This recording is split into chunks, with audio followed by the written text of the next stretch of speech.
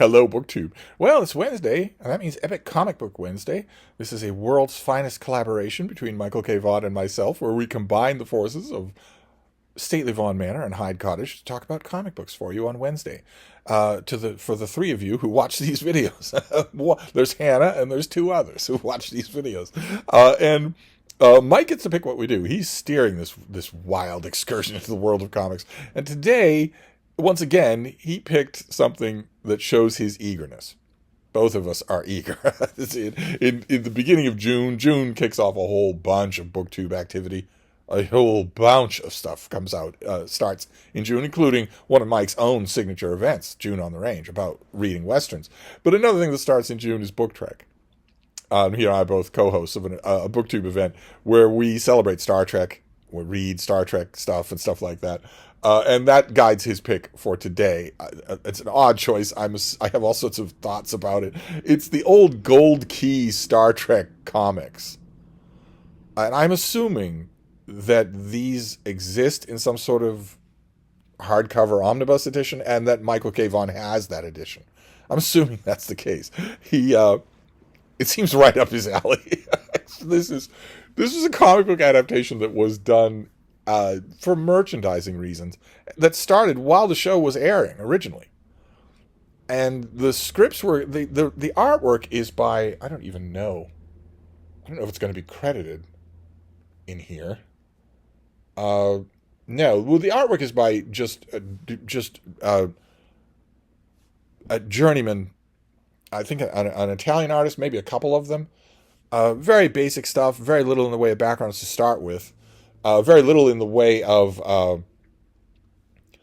verisimilitude with the way things look in the show, because I don't think that the artists had seen the show. I think they'd only seen like this studio publicity stills. But that's not true of the writer.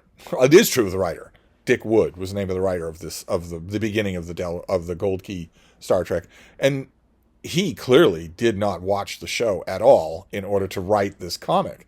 He also didn't seem to put much effort into it. There's the first issue here is just, it's Michael K. Vaughan territory. It's giant monster plants. I have no doubt that, I haven't seen his video yet, but I have no doubt that he likes it, that he likes this sort of stuff. You get, here, let me page ahead here and show you, some things of what I'm talking about. You don't only get publicity stills for these Star Trek covers. You also get some really nice cover artwork. It's not all the artwork is great. That is Mr. Spock. And you'll get weird attempts at rendering the Enterprise. Just done through models. But let me see if I can get an example here. All I'm seeing here when I look for it is publicity stills for covers of individual issues. But that's not true with all of them. Okay, all right, well. Okay, this is which issue is this? This is from 1970. George Washington is alive and well. Watch out, Mr. Spock. But I know I'm not imagining things. I know that in the early years of these issues here, maybe I went too far. In the early years of these issues, some of the covers are not. See, you get, most of them are like this. They're studio stills.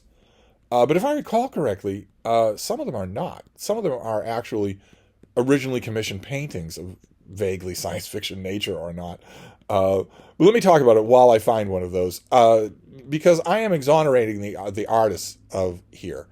The artwork it's fairly good. As the issues goes on, it gets a little bit more stylized.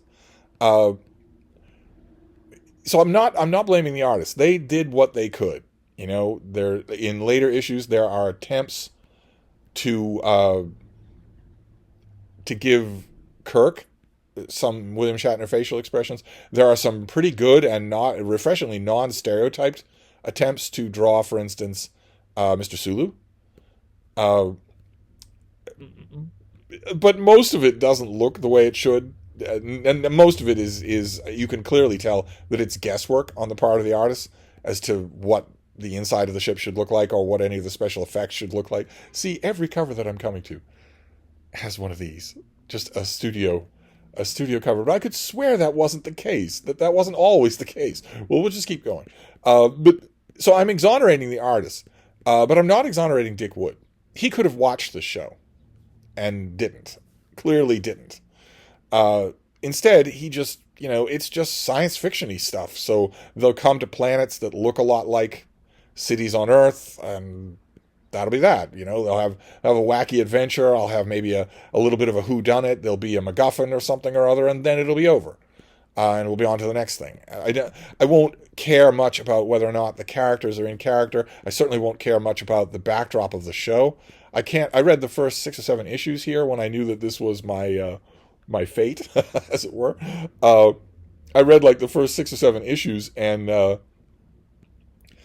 saw almost nothing of. Oh yeah, here we go. I saw almost nothing of an accurate reference to Starfleet or an accurate reference to the United Federation of Planets or anything like that. We did later on in the run get actual covers like this. You've got Spock in a red shirt there. You've got a random crewman randomly carrying a skull. We got a few covers like that, and since I'm never going to talk about these again, we should probably find some others like that. When you're reading, yeah, there we go. Look at that. I wish we could have a whole collection of these. Is this Ned Rorem? I honestly don't know. It looks like it. I'll show you a couple of these while we go. So I don't have much to say about these. They really stink.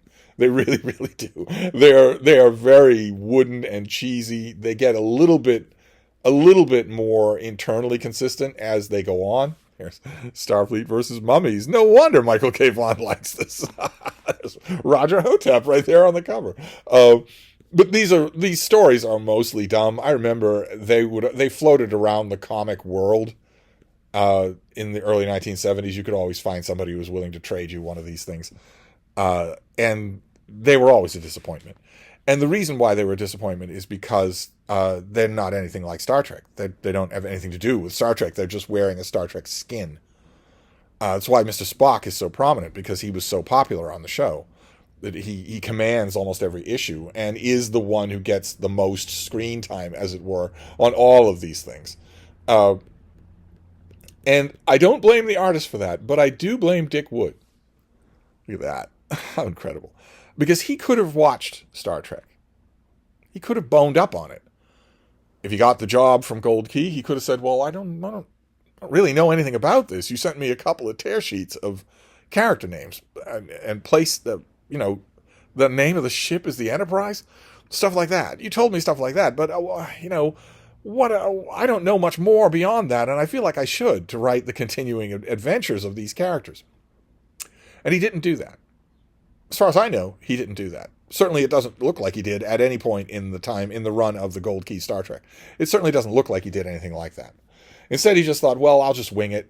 I've got stories of my own that I want to tell, so I'll just wing it. And does that remind you of anything? Because when I was reading these things, look at that. No wonder Michael K. Vaughan likes these things. You look at covers like that and you think Michael K. Vaughan. When I was reading these things again, I was thinking of that, and it reminded me of something. Not the artist, but Dick Wood writing these things and just winging it for Star Trek. It reminded me of New Trek. It reminded me of Kurtzman Trek, which does the same thing. Takes the outward appearance, the skin suit of Star Trek, and just does whatever the hell it wants with it. Regardless of internal continuity, regardless of consistency of character, regardless of anything like that. So, thankfully, these things are not anywhere near canon. They're not even really Star Trek. They're just space adventures. That's all. And I reread like the first 12 issues, and seen as space adventures, they're kind of fun. But all I could do when I was reading them was think, well, wouldn't this be great if it were Star Trek that was happening here? So when it comes to book Trek, which starts in just a week, when it comes to book Trek, which is all about celebrating Star Trek fiction, I don't think you need to go this far. I really don't. This is on par with, what's the name of the very first Star Trek novel? Mission to Horatius. It's another Enterprise encounters a planet that is stuck in ancient Rome. It's another one of those. It was issued in a hardcover without a dust jacket. It was issued for children, and I believe it was reprinted. Mission to Horatius or something like that was reprinted with its original cover in hardcover for some sort of Star Trek anniversary. You can find the original hardcover. It's not Star Trek in any way. It's not. It's just, these are just early marketing gimmicks. That's all. So as a warm up for Book Trek, it leaves a lot to be desired. But it was fun to go down memory lane on these things. So I don't have much to tell you. I certainly can't recommend this junk. That's all. Even though I'm sure Michael K. Vaughan has $100 hardcover of them, I can't recommend them. But anyway, that's your comic book video for today. The Gold Key Star Trek comics. Oh my God. So I'll wrap this up, but I'll be back. Thank you, BookTube.